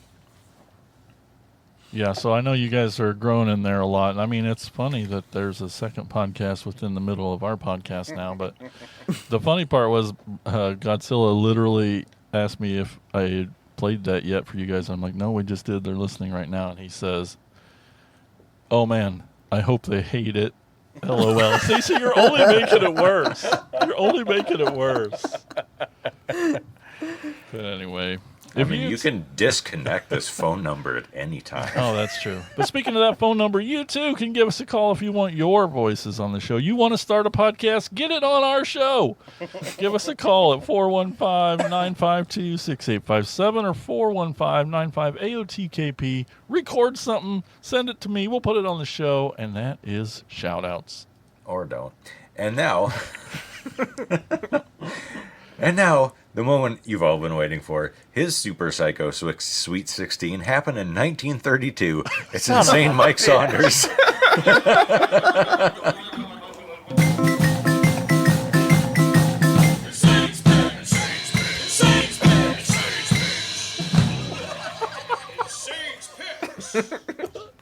Damn, you played me out before I was even done talking that time. Oh, I didn't know. you had more? Oh, damn. Sick burn. I know what you're all thinking. Mike, when are you going to do another 1980s shot on video classic? Oh, man. Well, your wait is over, because for this Insane's Picks, I'll be covering Wood Chipper Massacre from 1988. 3 siblings are left with their crazy aunt when their father has to go away on a trip. They accidentally kill the aunt, which starts a whole chain of events, and they have to kill more people to cover up what they've done. And to get rid of the bodies, they go all Fargo on their asses. This film is written, directed, and starring one of the masters of shot on video, John McBride. Now, John only had one other film from the 80s era, Cannibal Campout, which is one of my personal favorites.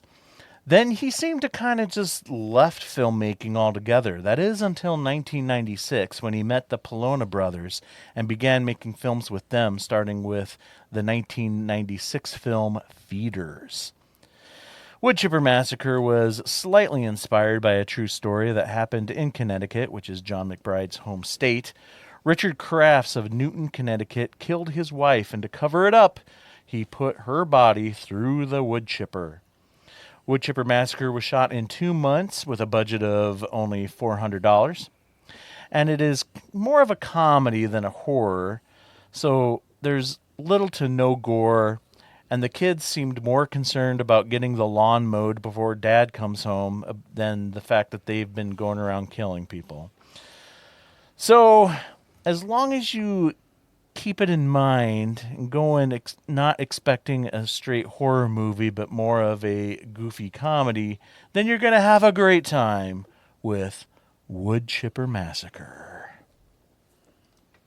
And that is it, folks. That is the end of the show. Let's give it up for Sam. Yes. Woo! Thanks for having me. Thanks for being here. Man. This was so much fun. Good. I'm glad you had a good time. Tell Thanks the folks for 1/3 of this episode. You're very welcome. Let the folks know at home where they can find you and what you guys got going on. Plug away, my friend. Yeah. You can always check out Screams from the Basement. We're on Spotify, Apple. We do have a video component of our show that we're on YouTube for. So if that's how you prefer to do your podcast, is by watching them, that's a good option. We've got a ton of events coming up. We've been doing monthly late night screenings at the State Theater. Just follow us on our socials on Facebook, Twitter, Instagram. We're on TikTok. We're always updating with those things. And then, we've got an appearance at Little Con of Horrors in Omaha, the September 14th and 15th. We have a late night September 13th at the State Theater. We're playing Friday the 13th, Part 5, one of the best ones in the series. Yeah. And then, then we have back-to-back film fests, both of which are very different, so they're very different experiences depending on what you want to check out. We've got the Vermilion Vortex Film Festival, September 20th through the 22nd. That's the Coyote Twin Theater in Vermilion, South Dakota. And the weekend after will be SuperCon, and we'll be running the SuperCon Film Fest as part of the larger SuperCon convention. We've got a ton of cool guests. We got Nick Simon coming back. We're actually screening a Nick Simon movie again this year. And we've got Dana De Lorenzo from Ash vs. the Evil Dead coming. We're pretty excited. We've got a lot of big things, and we'll probably be dead for most of October because of it. But it's gonna be fun. That's awesome. That's exciting. And again, thanks for being on the show, man. It's a long time coming. Yeah, well, thanks for having me. I love you guys' show. Glad to be on it. Glad to I don't know. I'm gonna say I maybe pulled a Mike this time. I picked some movies that maybe weren't the popular choice. Although I had a majority through most of this, so you did. I'll chalk it up to a win. And just so you know, pulled a Mike is a porn term. Okay. So that concludes the show. You want more Attack of the Killer podcast in your life? I know you do. So subscribe to our YouTube channel. Do it. There's a lot of great content on there. We are also on X. Follow us on TikTok, Instagram, Facebook, Threads, and now we have a Discord. That's right, we do. There are links to it on our social medias. You can come on in. It's public and get some real personal fun interaction there. That's right. So that's it, everybody. Thanks for listening. We will talk to you next time here on Attack of the Killer Podcast. Oh no, could this be the end of? Attack of the Killer Podcast.